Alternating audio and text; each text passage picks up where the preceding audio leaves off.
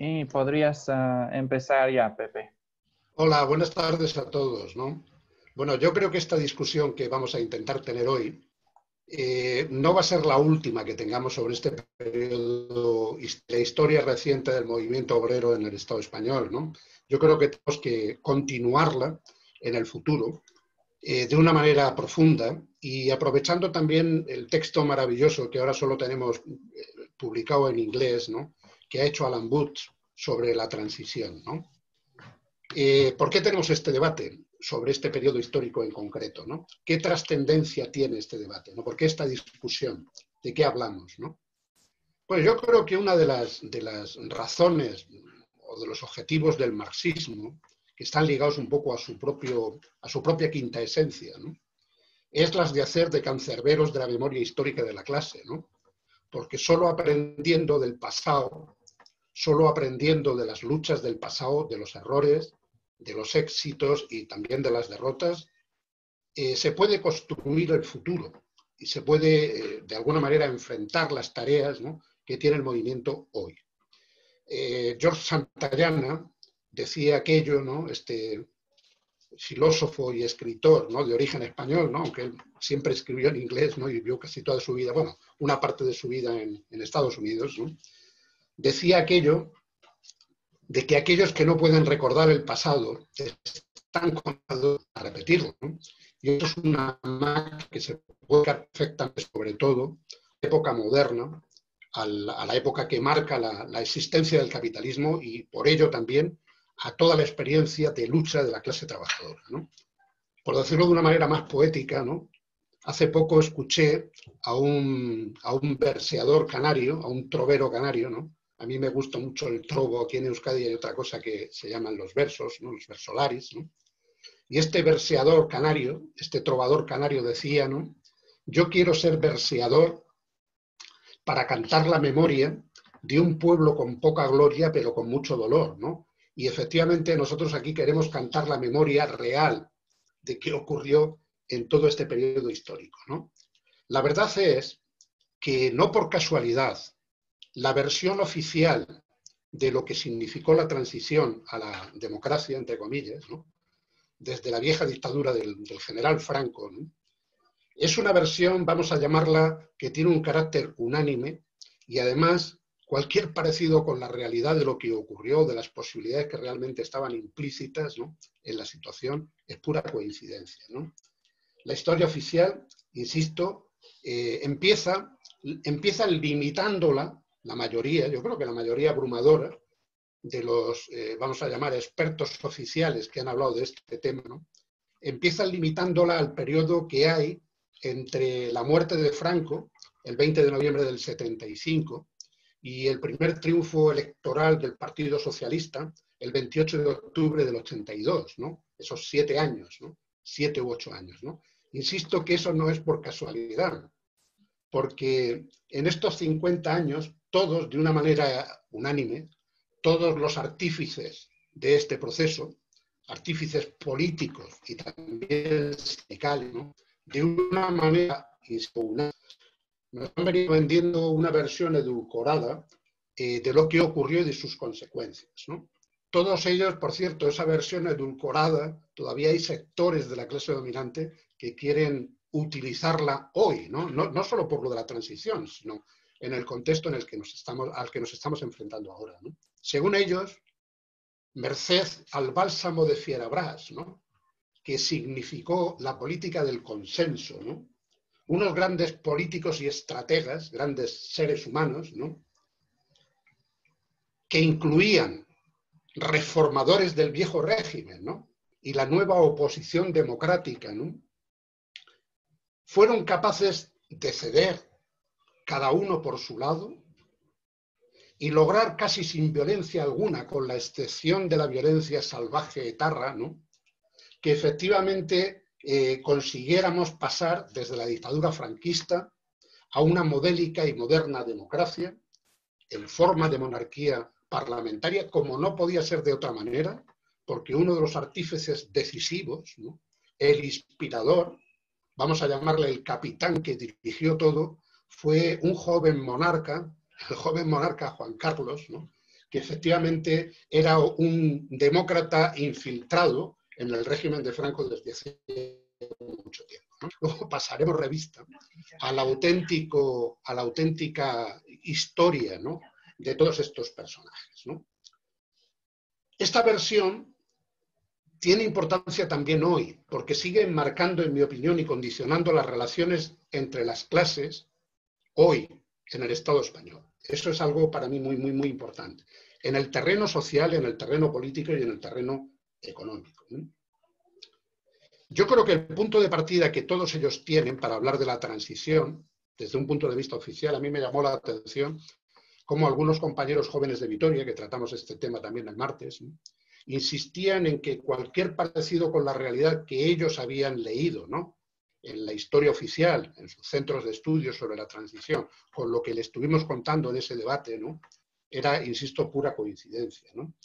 Y yo creo que el punto de partida de esta versión oficial es precisamente ni más ni menos que el de la desmemoria. Ninguno de los protagonistas, empezando por el monarca, siguiendo por Adolfo Suárez o Manuel Fraga, y por supuesto con las figuras secundarias del viejo régimen que también jugaron un papel, tienen historia ni biografía antes de la muerte de Franco. Parece ser que habían aparecido como de la noche a la mañana de una especie de matriz sin mácula para jugar este papel y concedernos al pueblo español una democracia maravillosa, ¿no? Yendo al grano, en esta charla de lo que voy a intentar es responder a una serie de preguntas, ¿no?, para entender qué es lo que eso significó y a qué situación nos ha conducido. La primera es, ¿por qué los vencedores de la guerra civil en España, después de una derrota sangrienta de los trabajadores, renunciaron a seguir dominando con los mismos métodos que tan buenos resultados en sus cuentas de explotación les habían reportado, ¿no? Esa es la primera pregunta que yo creo que hay que responder. ¿Cuál era el contexto social al que se enfrentaban y qué papel jugaron, se enfrentaba al viejo régimen, y qué papel jugaron los distintos sectores sociales y en particular la clase trabajadora? Otra pregunta que hay que responder es cómo y por qué y a costa de quién se impuso la famosa política del consenso que ha conducido, aquellos lodos han traído los barros que vemos hoy, o aquellos vientos nos están trayendo las tempestades de ahora que luego mencionaremos al final del debate, ¿no? También cuál era el contexto internacional y el contexto de la economía mundial, sobre todo a mediados de los 70, que marca también de una manera importante, en mi opinión, todos los procesos que se dieron en esa etapa, ¿no? Y por último, ¿cuál es el marco y cuáles son las tareas que tenemos que abordar los trabajadores hoy y qué podemos sacar como conclusión de todos estos acontecimientos que tuvieron lugar? Vamos a empezar con el contexto. Después de la guerra civil, hay una derrota sangrienta de la clase trabajadora española que, como Trotsky dijo en ese periodo del 31 al 37, pudieron tomar 10 veces el poder. Y si no lo tomaron, fue también por la ausencia de una dirección digna de tal nombre, ¿no? Pero después de esa derrota, lo que vimos fue una atomización del movimiento obrero, campos de concentración y de trabajo. Hay un libro de 2019 de Carlos Hernández de Miguel que se titula Los campos de concentración de Franco, que yo creo que es una lectura interesante para cualquier compañero que quiera hacerlo, ¿no? Y prácticamente hasta finales de los 40, lo usual eran las sacas en las cárceles de Franco, los fusilamientos, ¿no? Y también hasta la primera mitad casi de los 50 seguía existiendo un movimiento guerrillero activo en una... Tenemos una dictadura bonapartista brutal. Si vemos el ciclo económico, no se recupera del año 30 hasta el año 50. En el año 50 es cuando se alcanza por primera vez, 20 años después, como consecuencia de la guerra, ¿no?, el nivel de producción que había en el año 30. Incluso, a un nivel cualitativo, el atraso de la economía española, por supuesto también, toda brutalidad, toda la barbaridad en las relaciones sociales, en la educación, en la cultura, el retroceso sin nombre que se produce durante décadas, ¿no?, particularmente empezando en ese periodo, ¿no? Pero también hay un retroceso en cuanto, insisto, a la situación un poco desde el punto de vista cualitativo de la economía, ¿no? Por ejemplo, si en el año 50, si en el año 30, ¿no?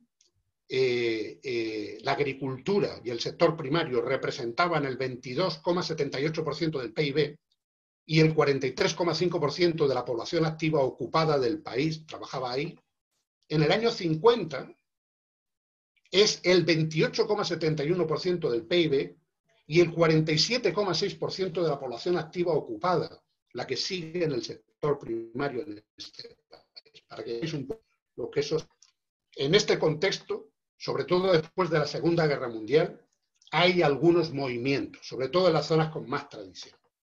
No me puedo extender, pero bueno, tuvimos entre el 46, la primera huelga que tiene lugar en la Maquinista Terrestre y Marítima de Barcelona en el año 45, justo cuando se rinde el ejército japonés. Los obreros del turno de la tarde, de la maquinista, paran para celebrar la derrota del fascismo, en una situación tremenda, donde la gente las estaba pasando canutas, los racionamientos, el agiotismo, efectivamente el hambre, ¿no? En el año 46 y 47 tenemos el desarrollo de un cierto movimiento, sobre todo para luchar por la carestía de la vida, para exigir las cartillas de racionamiento, ¿no? Y conseguir unas condiciones mínimas. Tiene lugar un movimiento huelguístico con cierto efecto en Cataluña, hay una huelga general en Manresa, y luego tenemos sobre todo la huelga del metal en el 47 en Vizcaya, ¿no? Pero son pequeños puntos que no tienen una gran trascendencia. Luego, la otra experiencia que sí que vemos, ¿no? Fue el movimiento en el año 51 en Barcelona, que fue la huelga de los tranvías y una protesta por el encarecimiento de lo que era el coste del transporte, ¿no? Que incluso llegaron a participar en ese movimiento casi 400.000 personas, que también tuvo repercusión en Euskadi. Pero son movimientos muy esporádicos. El ciclo cambia bastante después. Los años 50 son un periodo de, vamos a llamarlo, de transición.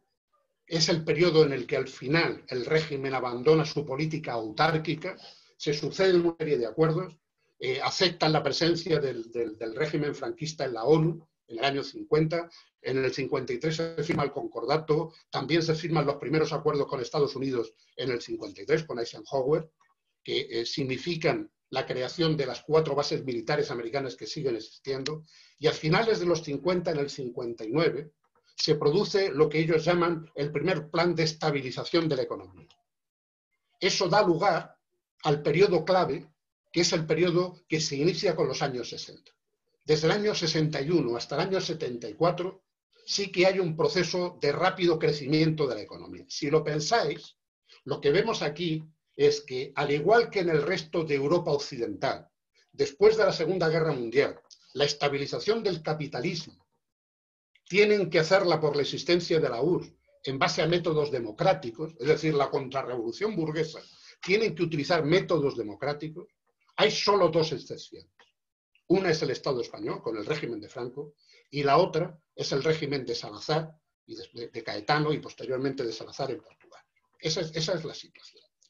De alguna manera, el capitalismo español se apunta a todo el proceso de desarrollo de las fuerzas productivas que se da en el resto de Europa antes, a partir de los 60. Del 61 al 74, en esos 15 años, el PIB se multiplica por 3, llega a casi 40 billones de pesetas, de los 13 que había en 1960, ¿no? Y también, sobre todo, hay un desarrollo cualitativo de lo que es la distribución de la economía. Ya la industria empieza a tener un peso importante. Por primera vez hay más obreros industriales que trabajadores en el campo. Estamos hablando de que hay casi 3.240.000 trabajadores en la industria frente a 3 millones de trabajadores en el campo, ¿no? Y ha habido un crecimiento potentísimo del desarrollo industrial, muy potente. Prácticamente ha crecido en 1.400.000 nuevos trabajadores industriales desde el año 60 hasta el año 74. Digo esto y doy estos datos porque eso explica también que en ese momento empieza a haber ya una recuperación del movimiento. Hay de alguna manera un rejuvenecimiento de la clase obrera. Cuantitativamente la clase obrera se recupera y eso se empieza a expresar de una manera significativa muy rápidamente. Yo creo que quizás si nosotros lo pensamos con una cierta perspectiva, ¿no? Quizás el primer punto de inflexión de toda la situación después de la derrota que significó la guerra civil fue la huelgona del 62 en Asturias, la llamada huelga del silencio, que lo que vimos allí fue que por primera vez, no era la primera vez, a finales de los 50 ya había habido movimientos, ¿no? En el 57, en las minas asturianas, empezando por la Camocha y siguiendo también por el Pozo María Luisa, en enero y marzo del 57, surgen las primeras comisiones de trabajadores, que son organismos ad hoc, que incluso con la existencia de la dictadura, los trabajadores eligen para que les represente, frente a la patronal. La huelga del agua en el caso concreto de la Camocha y la huelga de los guajes en el caso del Pozo María Luisa, pero sobre todo es la huelgona del 62. El 6 de abril del 62, 7 picadores del Pozo Nicolasa, de la fábrica de Mieres, por una cuestión exclusivamente del precio de los destajos y la situación que seguía habiendo de unos salarios de miseria, deciden no ir a trabajar. Al día siguiente la huelga se extiende en todo el pozo, después de ese pozo pasa a los pozos del resto de la fábrica de Mieres, rápidamente se extiende a toda la cuenca del Caudal y más tarde pasa a la cuenca del Nalón. Ya el día 16 de abril, es decir, pocos días después, 2 semanas después, el agua del río Nalón baja clara cuando pasa por Mieres. Y eso quería decir que la actividad estaba paralizada totalmente. Esta huelga fue una huelga que pilló totalmente por sorpresa al régimen. No se lo podían esperar. Y tuvo una repercusión tremenda en el resto del Estado. De hecho, la huelga no se limitó a la minería fue una huelga masiva, dura hasta junio, 2 meses. Son más de 65.000 los mineros en huelga, pero se extiende rápidamente al metal y a la siderurgia y tiene efectos en todo el Estado. En primer lugar, en Euskadi. En Euskadi tiene un efecto tremendo, más de 50.000 metalúrgicos participan en huelgas solidarias, ¿no? Pero lo mismo ocurre en Cataluña, lo mismo ocurre en Madrid, con Casa, con Estándar, lo mismo ocurre en la minería de León, donde se ponen en huelga 20.000 mineros, en la minería de Teruel, en la minería de Palencia. Es un movimiento que en un momento determinado llega a aglutinar a 300.000 trabajadores en todo esto. En plena dictadura en el año 62. La situación es tal que el régimen de Franco se ven obligados por primera vez en la historia a mandar a un ministro, a Solís, a que negocie directamente con los mineros al mes de la huelga. Y el ambiente es tan sólido que efectivamente no tienen más remedio que recoger gran parte de las reivindicaciones que incluso los publican en el Boletín Oficial del Estado. Les pilló totalmente por sorpresa. Cedieron. Los mineros empezaron a volver el 5 o 6 de junio. Por supuesto, lo que esta huelga, como luego veremos también con otros casos, demostraba, es que los viejos métodos de dominación empezaban a no servir, porque claro, la represión fue salvaje. No era una huelga en condiciones normales, las huelgas estaban prohibidas, era un delito. Por supuesto, desde el primer momento la represión fue brutal, pero vimos todo, como un accidente por un tema salarial rápidamente se convierte en algo que es político 100%. Participan las mujeres que jugaron un papel decisivo. Ellas iban a las entradas de los pozos tirando maíz para que no hubiera esquiroles llamándoles gallinas, ¿no? Y eso tuvo un efecto muy, muy, muy importante, insisto, además por toda la solidaridad que provocó. Muy importante. Como siempre ocurre, el movimiento empieza de esa manera, accidentalmente. Tuvieron que negociar. Más tarde, dieron marcha atrás, en agosto hubo otra huelga, y efectivamente ahí se les descabezaron, ahí sí estaban preparados y mandaron al exilio a los dirigentes. Fue una represión todavía mayor, pero en el primer momento de la huelga también la represión fue brutal. A las mujeres las rapaban, palizas, detenciones masivas, palizas, torturas, y a pesar de todo el movimiento continuó y tuvieron que ceder. Yo creo que ese fue un punto de inflexión muy importante de toda la situación por el efecto, insisto, que además tuvo en todo el país, ¿no?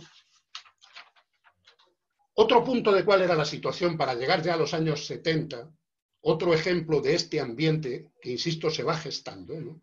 Y que en mi opinión es el leitmotiv, la fuerza motriz decisiva que impulsa todo este cambio de método de dominación por parte de la clase dominante, ¿no? Lo vemos también, por ejemplo, en el caso concreto de la huelga que tuvo lugar en Bandas, en Frío, en Echevarri, en Vizcaya, que es la huelga más larga de la historia del franquismo.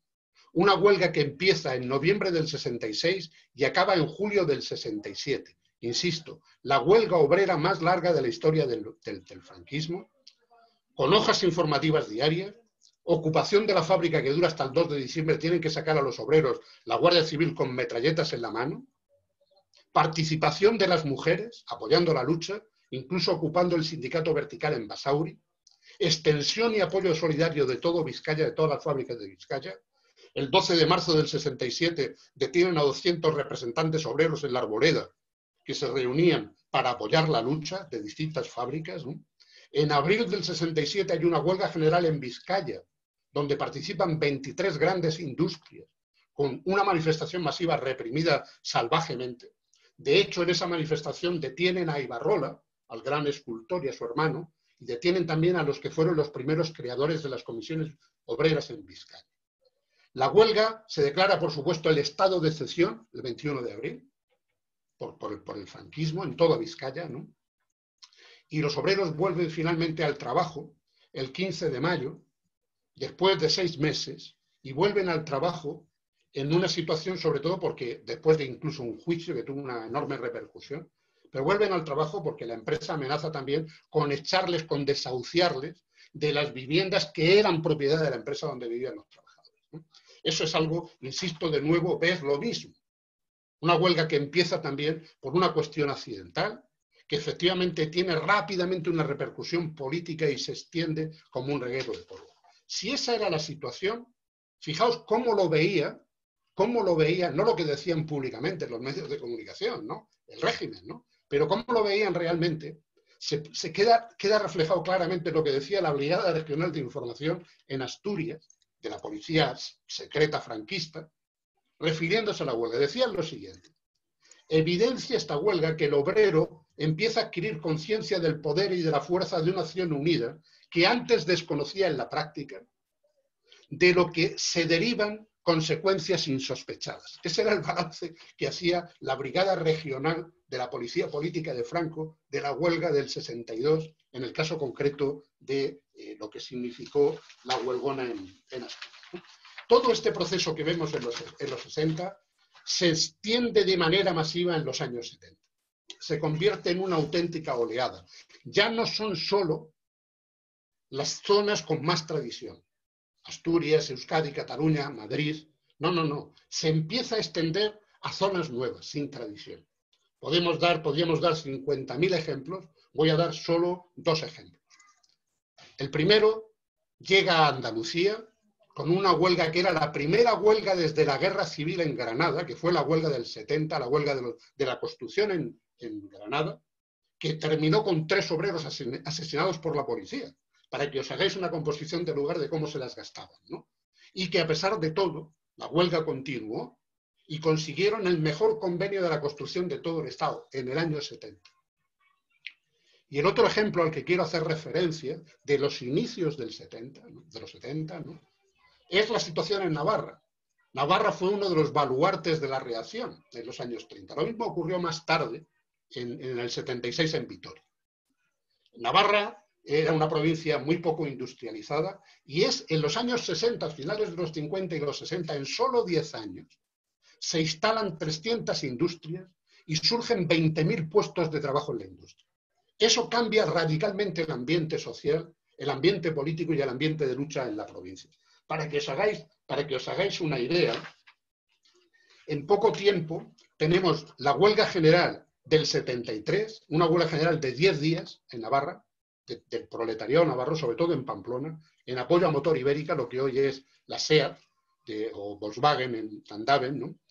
Lo mismo en diciembre del 74 y enero del 75 fue una huelga extraordinaria, hasta el punto de que en el año 76 Navarra se convierte en la 3ª provincia en conflictividad de todo el país, ¿no? En pleno boom, sí, la huelga de Potasas me recuerda a Maite, bueno, hubo un montón de conflictos en ese momento, ¿no? Igual que ocurría con esto, estaba ocurriendo con todos los aspectos también de la lucha social y política. Teníamos un movimiento importante en los 70 que empieza a surgir en los barrios, las asociaciones de vecinos, y por supuesto también se desarrolla el despertar nacional en las nacionalidades históricas, ¿no? Tenemos también todo lo que fue el surgimiento de ETA, a finales de los 50, en el 68 ETA mata por primera vez a este tío, al Manzanas, al Melitón, ¿no? Y tenemos lo que fue el proceso de Burgos en diciembre del 70, donde detienen a 16 dirigentes de ETA que intentan, bueno, les condenan a muerte, condenan a nueve condenas de muerte, y hay un movimiento tremendo en todo Euskadi de protesta que consigue de alguna manera parar todo este proceso, insisto, eso empezando por el 70. Yo creo que esto es, insisto, la fuerza motriz que había detrás de estos intentos de reformar el régimen, ¿no? ¿Qué es lo que vemos aquí?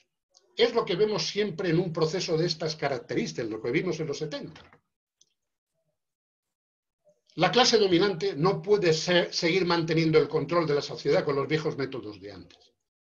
Tienen que intentar mantener su control de la situación, pero ven que por mucha represión que haya, por muchos estados de excepción, por muchos detenidos, por muchos despedidos, por muchos muertos, no paran a la clase trabajadora, no paran el movimiento en todos los terrenos. Por lo tanto, surge una división en el seno de la clase dominante, como ocurre siempre. Hay un sector que dice es necesario hacer reformas, como decía el famoso Lampedusa, que todo cambie para que todo siga igual. Hay que hacer reformas secundarias para evitar perder el control y perder todo. Y hay otro sector que dice no, porque si hacemos reformas van a pedir más y vamos a perder el control. Hay que mantener la mano. Esa es la situación que, insisto, se atisba ya desde principios del año 70. Yo creo que esto es algo muy importante sobre lo que nosotros tenemos que reflexionar.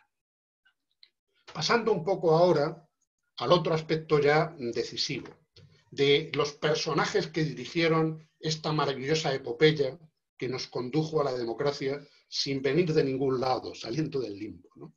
¿Qué es lo que ocurrió? ¿Cuáles fueron los hitos, ¿no? Aquí podemos hablar, en primer lugar, de un personaje interesante, ¿no? Importante, y no me voy a referir a años anteriores, vamos a empezar con la elección de el que fue el primer presidente de un gobierno de Franco, el almirante Carrero Blanco, que se le elige en noviembre del 73, le duró poco el mandato, porque el 20 de diciembre del 73 ETA lo voló, lo asesinó. Pero yo creo que eso es un punto de inflexión interesante. Y en este contexto vamos a hablar, insisto, de las figuras. La primera figura es nuestro querido rey, promotor de todo el proceso. ¿Cuáles son realmente sus tradiciones históricas? ¿De dónde viene? ¿Qué es lo que representa? El contexto también internacional lo tenemos que ver, lo veremos luego, que indudablemente es toda la crisis, la primera crisis que se da de una manera coordinada en todos los países capitalistas del mundo, que se llamó la crisis del petróleo, una crisis que empieza a finales del 73 en Estados Unidos y dura hasta el segundo trimestre del 75 y tiene efectos tremendos, ¿no? No por casualidad, tiene una repercusión también en todos estos regímenes, los dos que había en Europa, empezando en Portugal, que conduce también, es uno de los factores, no es el único, por supuesto, ¿no? Pero conduce al estallido de la Revolución Portuguesa y al triunfo de la Revolución Portuguesa en abril del 74. Por eso he querido empezar con lo que significó la constitución del gobierno de Carrero y todos los procesos posteriores, porque coincide en el tiempo prácticamente con lo que fue también el proceso en Portugal, que tuvo enormes repercusiones en la clase dominante de aquí, que veían también, como dice el refrán, si ves las barbas de tu vecino afeitar, pon las tuyas a remojar. Pues también vieron esa situación, insisto, con los procesos que estaban teniendo lugar a nivel internacional. Hablando del personaje que era el monarca, este era el segundo hijo del heredero de don Juan de Borbón, heredero de Alfonso XIII, que había apoyado al régimen de Mussolini, habían estado en Italia apoyando a Mussolini hasta los años 40, hasta que les derrotaron, ¿no? Y este individuo le mandan aquí bajo la tutela del régimen desde el año 50. Él nació en el 38, primero lo mandan en el 48, luego tienen alguna desavenencia, lo vuelven a mandar en el 50, para que le formen en las Fuerzas Armadas democráticas que teníamos entonces y seguimos teniendo ahora en este país, ¿no? Y este señor, para que os hagáis una composición de lugar, le eligen como sucesor de Franco en el año 69. Es cuando Franco, una vez que ha tenido un hijo varón, decide nombrarle su heredero, y en el año 71 además deciden también que en caso de que falte el jefe del Estado, que no ha faltado nunca a ningún Consejo de Ministros, ¿no? Efectivamente le sustituye. Eso es lo que ellos plantean en el año 1971. Llegamos a este gobierno, es el gobierno de Carrero Blanco, y después de su muerte, poco después, en enero del 74, se conforma el primer gobierno de Arias Navarro. ¿Qué es lo que tenemos ahí? Pues ahí tenemos la primera crisis médica también, aparte de otros acontecimientos que tienen lugar, ¿no? Bastantes, ¿no? Pero para que os hagáis una composición de lugar, lo que tenemos ahí también es que por primera vez en julio del 74 se produce la primera crisis médica de Franco y la primera sustitución que hace el rey demócrata, a Franco, precisamente sustituyéndole en el aniversario del alzamiento nacional, el 18 de julio, ¿no? Eso dura poco, en septiembre Franco se recupera y le quita de en medio rápidamente, ¿no? Y entramos ya directamente en todos los procesos posteriores, ¿no? En el proceso de la muerte de Franco. El año 75 fue un año muy importante, no tengo tiempo para desarrollar todo. Ahí la figura de Fraga, otro de los héroes, ¿no? Es una figura que es la que más de alguna manera destaca. No hay que olvidar que este señor fue ministro de Información y Turismo del año 62 al 69. Es un franquista de viejo cuño. Su padre había sido ya alcalde de Villalba con la dictadura de Primo de Rivera, no le viene de casta, ¿no?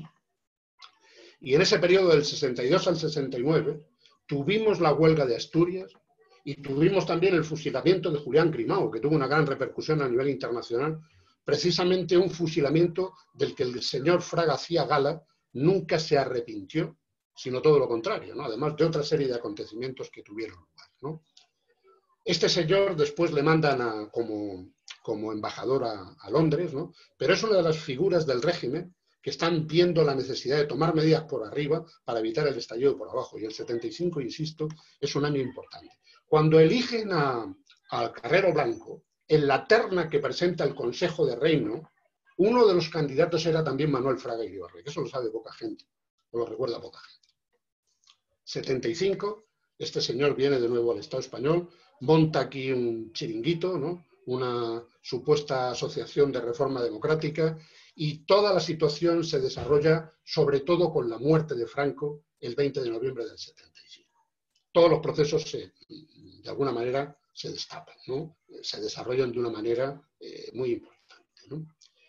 Tenemos aquí también en el 75 un acontecimiento que tiene una gran trascendencia, en mi opinión. Perdón, en el 76 ya, posteriormente, ¿no? Pero en el 75 tenemos el fusilamiento de 5 presos de ETA y del FRA, que también provocó un movimiento tremendo. Incluso se decretó en Vizcaya y en Guipúzcoa el estado de excepción desde el mes de abril. Hubo detenidos por un tubo, hasta el punto de que tuvieron que habilitar la prisión de Bilbao como un campo para meter ahí a los presos, ¿no? A la gente que detuvieron. Fueron miles los detenidos, miles los despedidos, se calcula que más de 4.000 despedidos, ¿no? Y efectivamente el día 1 de octubre, con Franco todavía sin entrar al hospital, que entra el 31 de octubre, entra a mediados de octubre, 15 o por ahí, hacen la celebración del 39 aniversario del triunfo del dictador, y lo celebran después de haber fusilado a finales de septiembre a los 5 presos antifranquistas de ese momento. Los siguientes hitos, después del 75, después de la muerte de Franco, se conforma el segundo gobierno de Arias, que es el primer gobierno ya con Juan Carlos como rey. Juan Carlos es elegido rey el 22 de noviembre del 75, 2 días después de la muerte de Franco, y el primer acto que hace es un acto con la Confederación de Antiguos Combatientes. Se conforma el segundo gobierno de Arias Navarro, insisto. En ese segundo gobierno de Arias Navarro, el ministro de Gobernación es Fraga, y aparece por primera vez la figura de Adolfo Suárez, otro viejo burócrata ligado al franquismo, que tiene un historial que no puedo entrar en detalles, pero para que hagáis una idea, en el año 2019 se celebró el 50 aniversario del accidente que se provocó en Los Ángeles de San Rafael, en Segovia, por una obra mal construida de otro viejo conocido de algunos que tenemos unos años, Jesús Gil y Gil, que provocó 68 muertos y 200 heridos. En ese momento, el gobernador civil de Segovia era nuestro querido presidente Adolfo Suárez, ¿no? Tenía un currículum interesante, ¿no? Por primera vez aparece este personaje, aparece como secretario general y ministro del movimiento, y después tenemos ya todo el desarrollo posterior del primer gobierno que elige el monarca, que lo elige en julio ya del 76, que es el primer gobierno de Suárez. Ese es un poco el contexto político más inmediato. Podemos decir que hay una primera etapa de ascenso tremendo del movimiento, que en mi opinión dura hasta prácticamente el año 78. Hay que tener en cuenta que en el 79 hay 20 millones de horas perdidas por huelga. Y los hitos fundamentales tienen lugar también, primero, en el año 76, y hay dos huelgas para mí muy significativas de cuál era el ambiente y qué se podía haber logrado. La primera fue la huelga de la Força, en el Bajo Llobregat, en Cornellà, una huelga de una pequeña siderurgia de 240 trabajadores, que fue la huelga más larga de Cataluña, que dura, esa huelga dura en la Força, dura prácticamente también casi 4 meses. Desde el 11 de noviembre, pocos días antes de morir Franco, del 75, hasta febrero del 76. Y es una huelga que da lugar a un movimiento de solidaridad tal, en el Bajo Llobregat, que se genera una huelga general en todo el Bajo Llobregat, en la que participan más de 80.000 obreros fabriles, durante 15 días. Esa huelga está controlada totalmente por el Partido Comunista. Y el ambiente es tal que el gobernador civil tiene que ceder y negociar con los huelguistas, con la representación directa de los huelguistas. Ese era el ambiente que había en el caso concreto del Bajo Llobregat, con una intersindical que tenía delegados obreros de todos los pueblos de la zona, que efectivamente a su llamamiento había, y esa huelga se provocó por un despido en una fábrica de 240 trabajadores, en la Força. Y la otra experiencia donde el nivel llega más alto es en Vitoria, el 3 de marzo del 76. No es el 3 es el punto culminante, es todo un movimiento huelguístico que dura meses. Y la diferencia entre Vitoria y Cataluña es que en Vitoria el Partido Comunista no juega ningún papel. Por eso el movimiento, en el caso concreto de Vitoria, llega mucho más lejos. Y Fraga dice, textualmente, que lo de Vitoria había que aplastarlo como fuese, porque los trabajadores estaban siendo dirigidos por unos dirigentes demagógicos, y termina añadiendo, se han construido embriones de soviet que había que aplastar como fuera. Hubo otra repercusión más de cómo llegó el movimiento ahí, que fue que por primera vez, antes todo el mundo, ya sabéis que en España en ese momento el servicio militar era obligatorio, pero se celebraba la mili, tú hacías la práctica militar en tu provincia de origen. Desde ese momento, por el ambiente que se generó en los cuarteles, debido al asesinato de 5 obreros y a más de 100 heridos, ¿no?, el ambiente explosivo que se generó, por primera vez dijeron que la mili había que hacerla desde ese momento fuera de su provincia de origen, para evitar esa posibilidad de confraternización y de perder el control. Los procesos después se desatan, ahí empezamos a ver reuniones de los dirigentes obreros, ¿no?, con las fuerzas vamos a llamar, del régimen, para llegar a un acuerdo. Durante todo el año 76 ese proceso se va dando, se produce la fusión de las organizaciones de oposición, la Junta Democrática del PC, con lo que era la convergencia que dirigía el PSOE. Eso ocurre también en todo ese periodo, ¿no?, en abril del 76, ¿no? Y tenemos todo ya una evolución en la dirección de ver cómo se pueden llegar a acuerdos, que todavía no culminan ni mucho menos, ¿no?, porque la represión y salvaje continúa a todos los niveles, ¿no? Continúa a todos los niveles, ¿no? Otro punto de inflexión, donde el movimiento sigue avanzando, es todo el tema de enero del 77 en Madrid.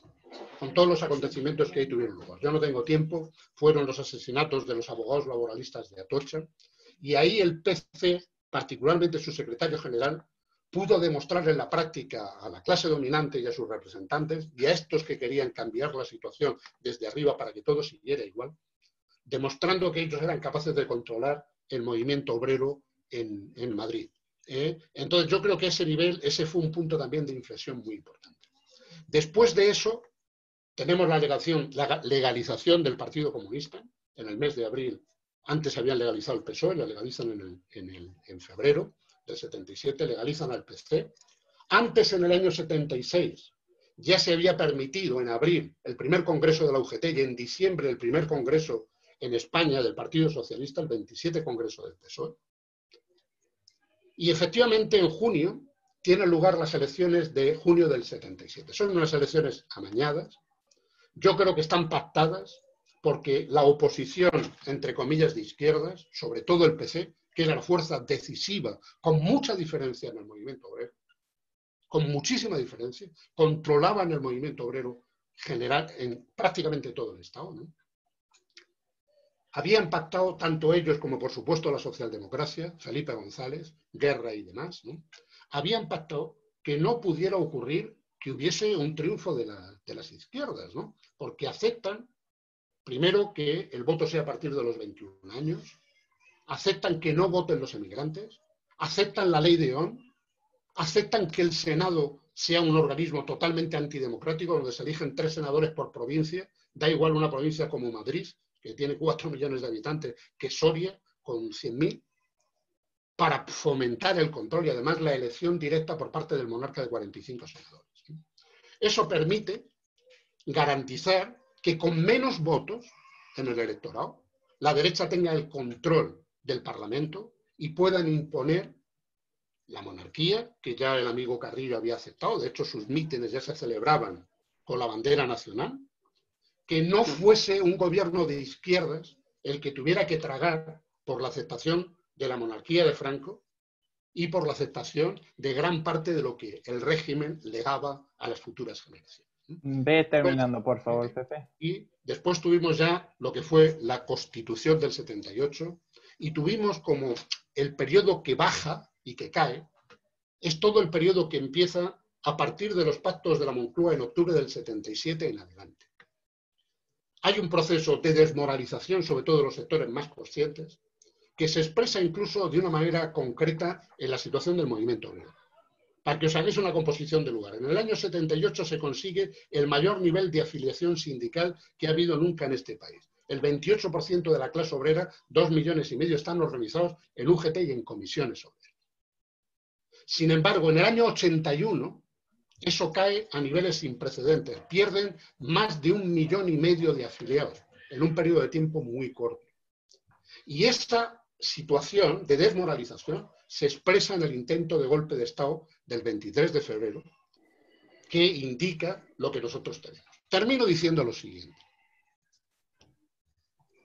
Como demuestra la experiencia de las luchas protagonizadas por la clase trabajadora, la transición podía haber terminado de una manera muy diferente. Era perfectamente posible haber tomado el poder con una dirección adecuada. Hoy, el marco de la lucha de clases está condicionado también por lo que impusieron los herederos del régimen a las nuevas generaciones. Y eso se concreta en todo.